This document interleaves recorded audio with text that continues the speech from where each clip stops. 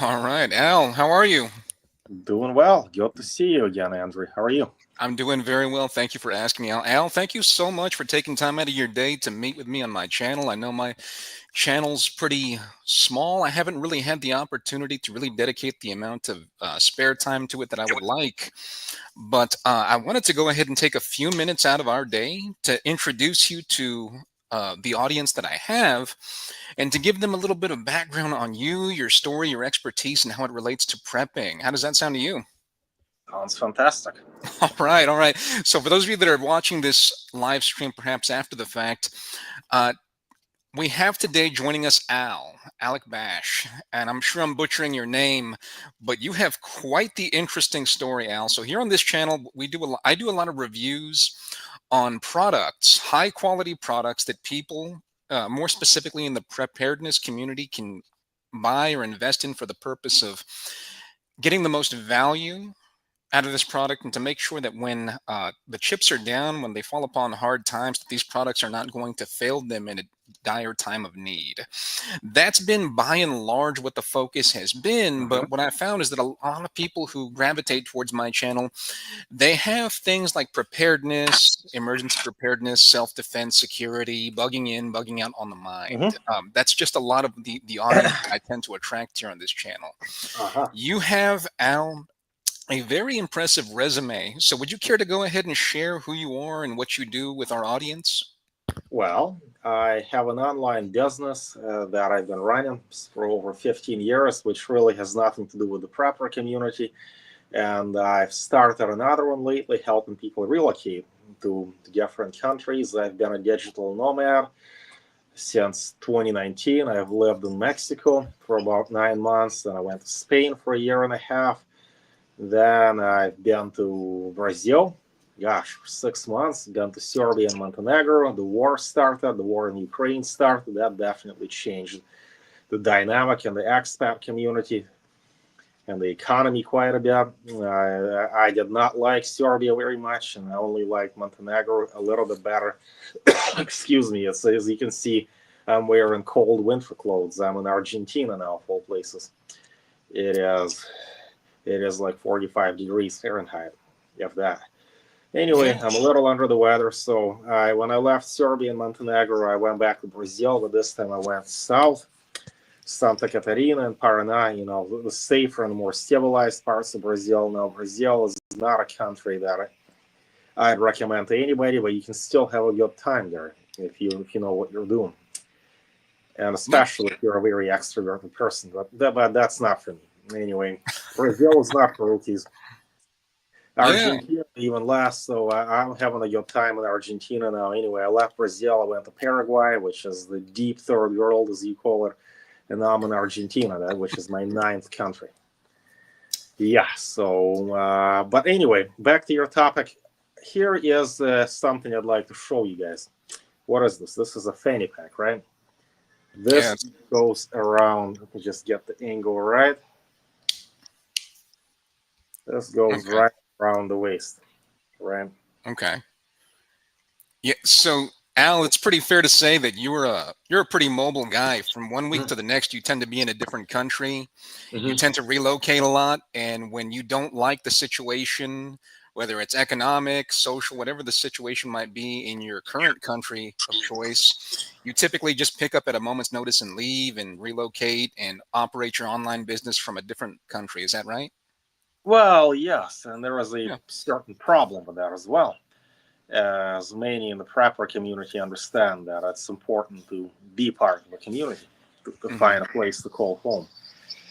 And in this day and age, things change quickly. History moves at a lightning speed. Yeah. It's certainly nice to be able to have that option. It's Absolutely. for instance, how did I end up being going to Argentina? Well, Argentina now has a libertarian reformer president, Javier Milei, and I'm optimistic about the future of the country. Beforehand, it had the highest inflation in the world. It had a bloated bureaucracy everywhere. We had so many government departments for every little thing. Got what have you. To there, there were at least 10,000 sanitation engineers in just one neighborhood of Buenos Aires, and that sounds like a total boondoggle. So that has now changed, and I'd like to spend some time here. Hope I do plan on traveling, but one thing I'll tell you, Andrew, is that it's nice to have a home base. I mean, you travel as much as you Mhm. want, but it'd be nice to be able to come back to a country where you actually enjoy spending a lot of time, where you wouldn't mind being for at least 6 months. Al, that's so profound, and that's one of the reasons why I wanted to go ahead and bring you on the channel. The audience that I speak to, and a lot of what I reflect myself in my own personal practices, it really is about really the art of digging in, getting yourself prepared for a long stint of time at your current base of operation. So preparing your home for troubled times, so to speak, bugging in, as they might call it in the preparedness community. You, in my opinion, have really mastered the art of constantly being bugged out, constantly Mhm. being on the move. And so with that, you've had so many experiences. I was watching your channel. We've had so many discussions over the past year about things, events that you've gone through, navigating that whole global health crisis that we had recently within the last 5 years, but doing it uh, in a mobile, nomadic manner. Even that fanny pack that you showed earlier, there's a story behind all of that. You've had so many experiences being mobile, going from country to country at a moment's notice. You've mastered the art of bugging out, in my opinion. And that's something that I think my audience could really benefit from, is from your stories and your expertise. So you had a money belt. Would you care to explain a little bit more of that story to us? Well, so I'm gonna show you two things today. So why not? Let's do a little show and tell. Some Okay. things you learn in school are actually useful. Okay. How can I bug out? First of all, okay, it's not even a money belt. I'd call it a fanny pack. Right? Okay.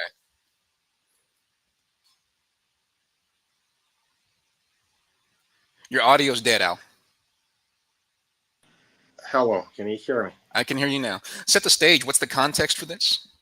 Well, so this is what I carry everywhere that I go.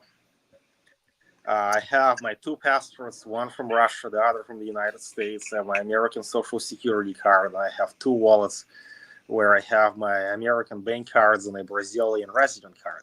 That's pretty much all I need. The next thing Hmm. is that you have a backpack. Well, that really can fit a lot of stuff. Let me show you. So Okay. here, if I want, I can fit probably enough clothes to change my clothes 7 to 8 times. Okay. And then I can fit on my laptop, my two cell phones. I can uh, I can maybe buy a small suitcase if I need to, but most of the time I don't. In fact, when I went from the United States to Spain, this is all I carried. I carried a backpack just like this in a fanny pack. Okay. I don't like to buy a lot of clothes. I just get the most essential things. And if I ever have a suitcase, well, I don't have to put a lot of things in there. And another thing is that when you're mobile, you should not be getting emotionally attached to your possessions. And if you do, Yeah. we'll make it a T-shirt or something that you like, or maybe a cell phone. That you're gonna have to bring things down to the bare bones. Okay? Your identifying documents, your ways of making a living, your tools of the trade. Typically, a laptop or smartphone. Typically nowadays, though, a laptop is becoming an outdated, obsolete technology. I know so many people who are able to run an online business with just a phone or multiple phones or perhaps phones and a tablet. So Yeah. downsize as much as you possibly can. Carry a laptop if you can, but if you need a laptop, look into getting a MacBook. Now, not my favorite piece of technology, honestly. With my iPhone, I had great experiences. With tablets, I had great experiences. With a MacBook, not as much. But the point is downsized. And I So wanted I'm sorry. Go ahead. Go ahead. and I wanted to tell you briefly about this fanny pack over on the back. Can you see this clearly? I can't. Your camera's a bit off. Ah, Can you put it directly in front of your face? That'll like help. this, Yep. Now it's off camera again. I can't see it. like this. Better. That's better. See, this goes around your waist, and I used this in Paraguay a few months ago. In Paraguay, I rented a car to explore the country as the public transport system is not great, and I knew that the police were going to pull me over, rightly or wrongly. I had three wallets. I had some cash in one wallet. I had cash spread out all across three wallets. Two of them were in my pockets. The third wallet was in my fanny pack where I had my passports, and I left some cash with my girlfriend. And the cops were trying to extort me. Essentially, the cops were trying to get to write me the biggest ticket possible, knowing that I would not be able to easily pay that because, well, there was a lot of stupid bureaucracy in Paraguay, and it's not efficient. So of course you can get a cash discount by paying up front.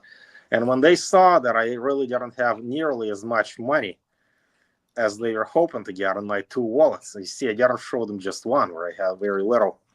I showed them a second one. That showed good faith. They settled for that. They settled for 60% of the value they were looking to get initially.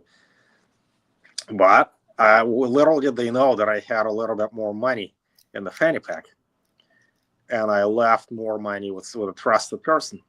So the police will try to rob you. They will try to get as much money out of you as they possibly can. And this is one practical application of the fanny pack. So there's so much in the, we're really speeding through this, Al. There's so much in that story that we could dissect about the practical application for the prepper community. But man, I mean, it's just amazing because in all of our discussions over the past year, and in, a lot of the content you've been creating on your YouTube channel, there's a lot more.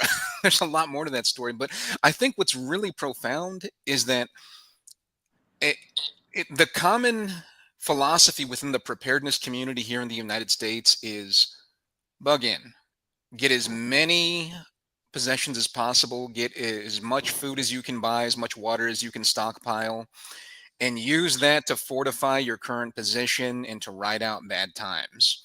You've taken the complete opposite approach in that you are constantly on the move.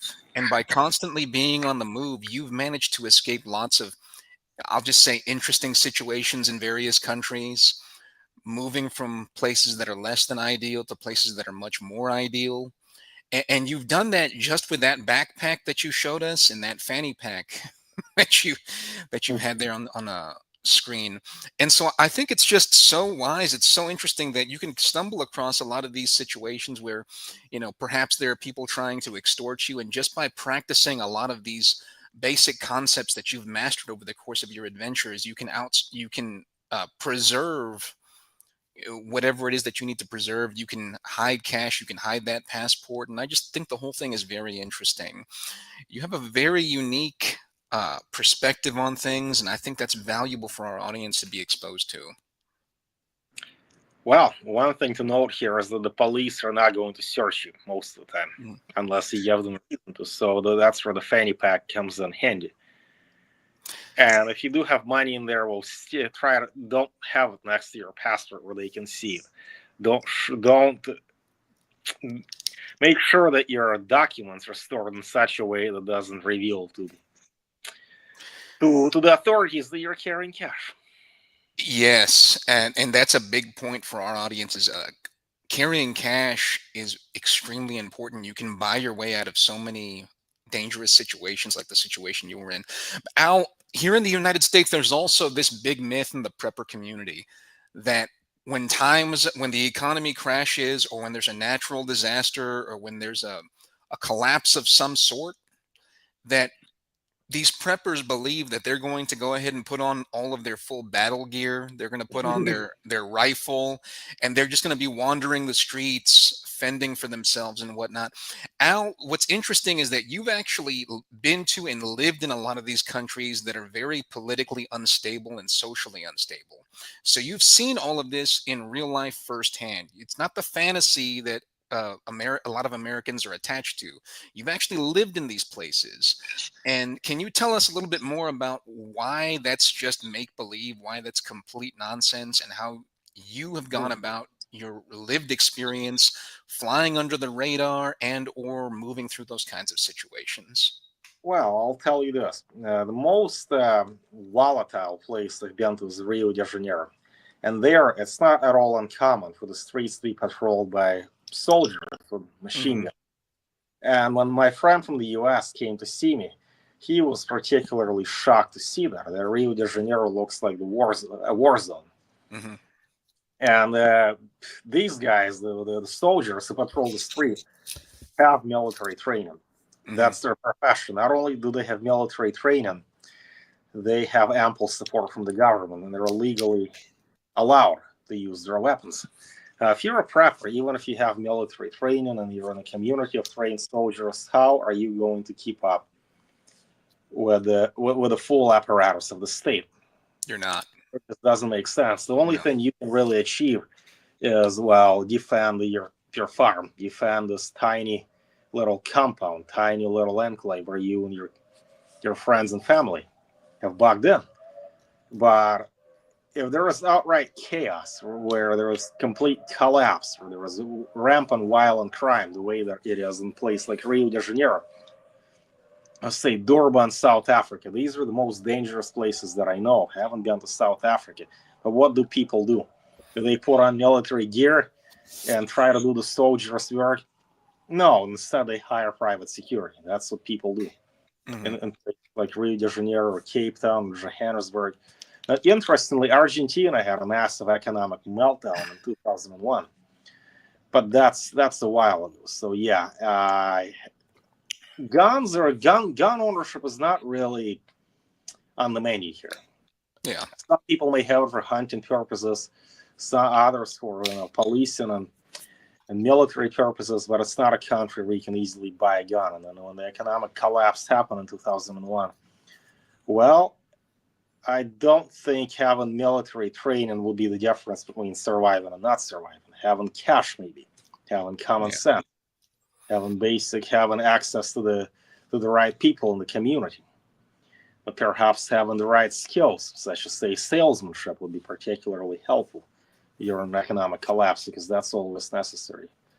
So that was a tough time, and as it happens, I lived through an economic collapse as a child in Russia. Like, I was born in the Soviet Union, 1987 through I was born 1998. I left Russia for the United States, and just after I left, well, the ruble collapsed completely, and my grandmother bought a kilogram of bananas with all of her life savings. But what I had seen as a child, well, the rampant crime, high inflation, total social unrest, and I don't think anybody really got very far by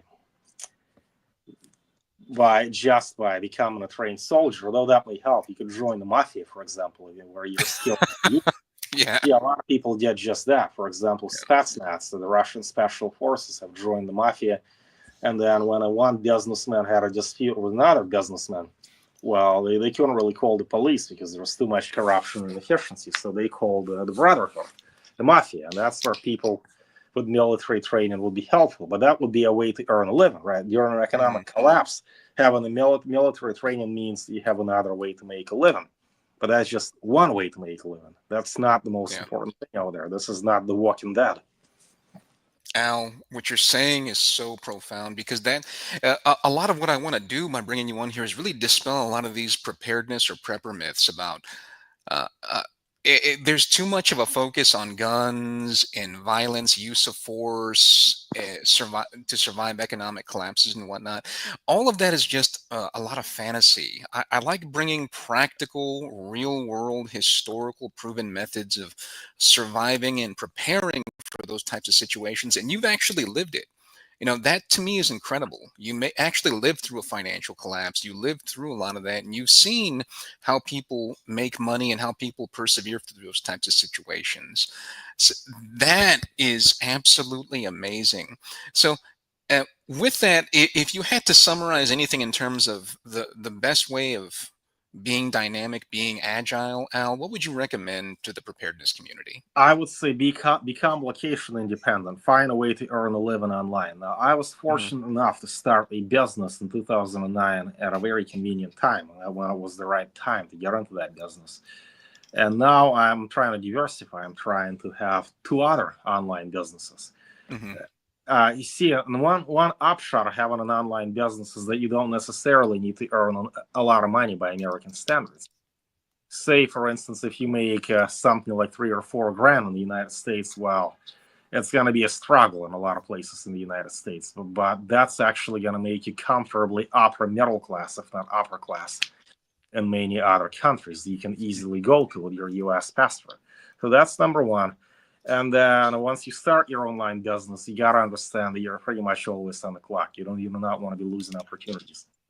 There are Hmm. no days off. I mean, of course, you may be able to do fun things, that you may be able to work from a cafe or something, or from a park, but you got to pay attention. It's not a normal job where you're on the clock or you're off the clock, and then you got to keep working on that so you can bug out whenever you want. The other thing is try to get a second passport if you can. And that's actually much easier than you might imagine. If you find a way to live legally in Paraguay, and that's actually easy enough. There are various investment visas, or even in Argentina, you can get your passport in about 2 years. If you're interested in, say, applying for a digital nomad visa in Argentina, I believe that after 2 years you should be eligible to apply for a passport. And the reason to have a second passport is that you never know how the geopolitical climate would change. At this point, the American passport is strong. That's one of the strongest in the world, but it wasn't like that during the pandemic. You may remember that the prestige of the American passport has declined significantly. So, hmm, And I think that's wonderful information for our audience to know. Many people that are watching this channel, many of them haven't actually traveled outside of the United States, aside from maybe Mexico or Canada. And so hmm, having that information, being exposed to this concept of being able to leave at a moment's notice, say, for example, if your government is locking you down due to a pandemic, this is wonderful information. yeah. The other thing I was about to say, try your hand at learning a foreign language. Okay. That's always going to give you better connections to the local community. And if you can't get a passport, try to get your residency card somewhere. You can often use that instead of a passport. For example, I'm a Brazilian resident, and I can go to Uruguay, plus some other Mercosur countries in South America with that instead of a passport.